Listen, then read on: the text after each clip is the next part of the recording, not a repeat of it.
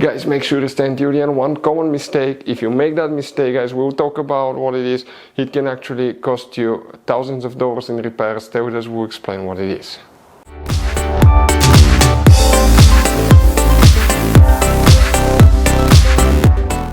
Hey guys, welcome back to Auto Repair, guys. Thank you guys for watching and subscribing to the channel. Today will be a super helpful video to any of you having a BMW 5 Series Generation F10 F11 from year 2010 to year 2017. If you need to find where the rear window defroster fuse is located, which fuse controls it, where you can buy cheap parts, tools, fuses, relays at a good price, quick shipping, that way you do not waste money and time.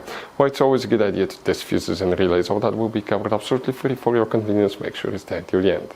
Before we start, let us tell you a little bit about us, guys. Every single car we get here at the garage, we try to make at least 200 to 300 free repair videos, guys. We take them completely apart. We show you how to do almost anything. Transmissions, engines, bodywork, codes, fuses. Why we do that? Because our mission at the shop is to save you guys as much money as we can. All we need in return, please subscribe to the channel, like the video, that way we can keep making these free videos. Now, guys, we took pictures of every fuse box in that BMW, okay? Every fuse box, so we can clearly, guys, show you where everything is located, so you can clearly see the fuses, because otherwise they're hidden in places where practically we cannot get the camera. So we're going to show you one by one, okay? We have video about every single fuse, every single relay. So let's say you're in the middle of nowhere, you need to, guys, okay, find where the fuel pump fuse is located. All you have to do, watch our video. It will take you probably, guys, less than 2 minutes, replace that fuse and you're back on the road. Otherwise you'll be stuck in the middle of nowhere, guys. We make those videos for your convenience. Now, we'll make video for every single fuse and every single relay, guys, and we have more than 14,000 free repair videos on our YouTube channel. Check it out, they can save you thousands of dollars in future repairs. So guys, for the rear window defroster, which fuse we need to check, we need to demonstrate on this BMW 5 Series here, guys. You have many hidden fuse boxes all over this BMW, so we will recommend to check out the video on our YouTube channel about fuse box location on BMW F10 F11.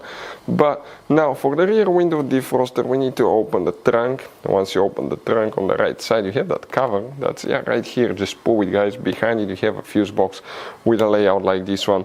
Before we, guys, continue, let's explain quickly why it's always a good idea to test fuses and relays.